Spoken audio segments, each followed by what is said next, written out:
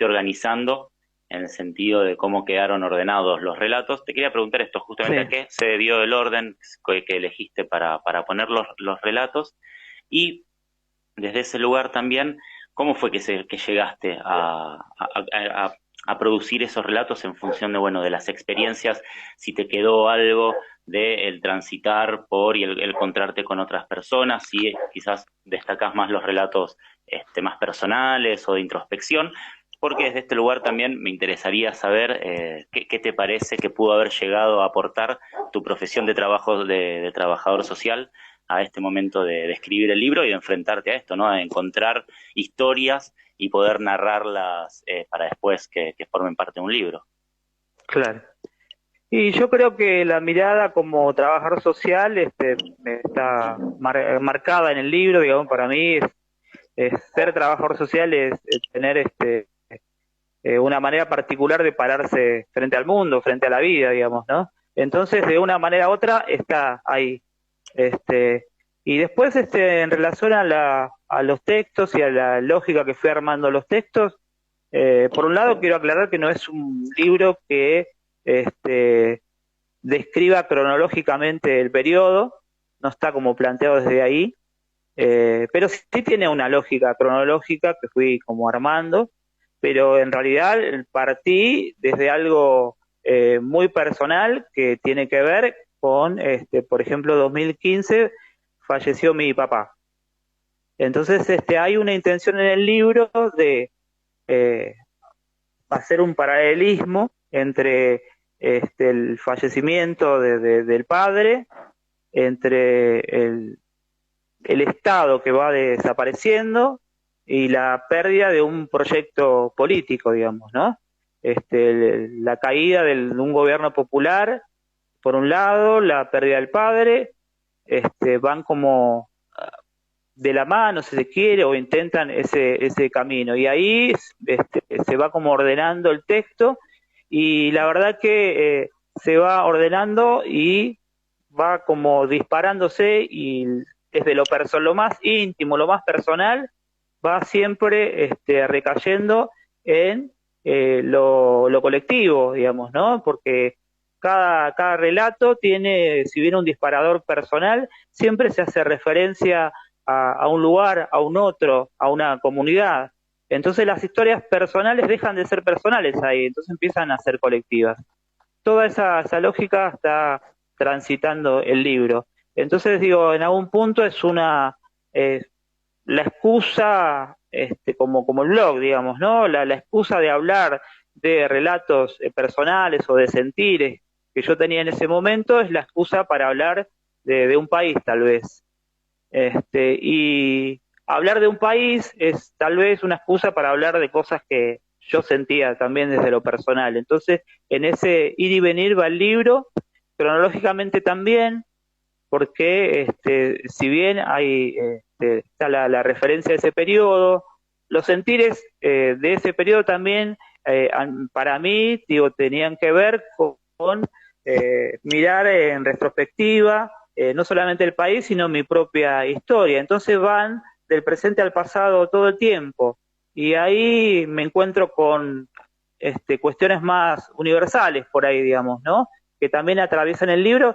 Todo esto por ahí sin darme cuenta, te digo, fue al verlo plasmado, porque transita desde los legados del peronismo y las luchas sociales hasta la infancia, como temas universales, la búsqueda del origen, la vida, la muerte.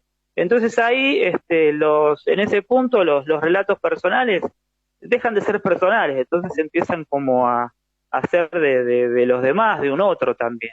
Entonces, esto, en ese proceso fui descubriendo un poco eso también, digamos, ¿no? Ricardo, hacías referencia a, bueno, a lo de tu viejo y a esta cuestión de los relatos personales, cómo se entrelazan con la historia nuestra. Yo leí el relato de La más maravillosa música. Sí, De alguna manera, tu viejo también como enlace con esa generación, ¿no es cierto? Que hacías referencia a la primera vez que llegó el tocadisco a tu casa, cómo esa memoria colectiva eh, es fundacional, ¿no? En ese periodo de la historia nuestra como pueblo. Nada, se puede vivenciar en un relato tan íntimo como la primera vez que llegó el tocadisco a mi casa.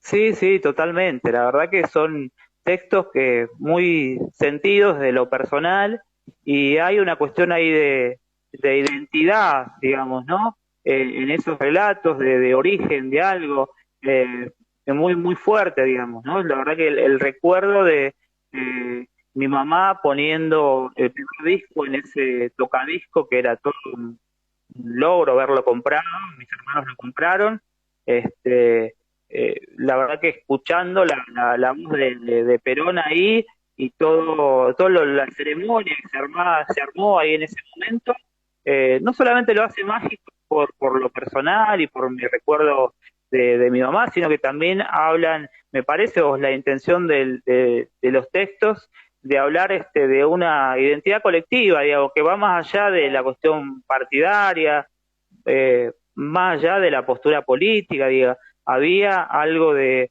las luchas populares, de las identificaciones con proyectos que estaban mucho más allá de eso, digamos, ¿no? Siempre, bueno, cuando se hace referencia a Soriano, por ejemplo, en una frase que dice yo, este, no soy, no sé política o algo así, Yo nunca me metí en política. yo nunca me metí en política, bueno, es un poco eso, ¿no? La verdad que yo los recuerdos que tengo en ese sentido están como muy fuertes, y no ligados por ahí a la cuestión ni partidaria ni estrictamente de posición política, pero estaban ahí. Es como, no digo esto como Discúlpame, la... Sí, Ricardo, para completar la frase, yo nunca me metí en política, siempre fui peronista. ahí está, sí, esa era la frase, exactamente.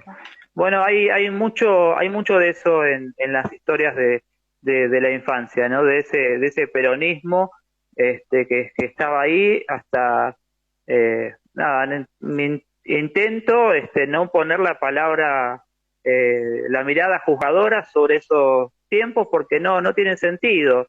Más allá digo de la postura una que pueda tener sobre el peronismo o no, sino que aparecen de manera muy fuerte e intento que sean con cariño, con ternura, digamos, ¿no? Porque eso es mi recuerdo personal y me parece que también hace referencia a los recuerdos colectivos, comunitarios, ¿no? Entonces ahí hay una apuesta muy fuerte a esos sentires que por ahí con el tiempo o con, no sé, la vida actual, uno los va perdiendo con los años, digamos, ¿no? Y también con la mirada política, ¿no? Porque parecería que la política va por otro lado y a veces rescatar lo político de ese lugar para mí fue una apuesta fuerte.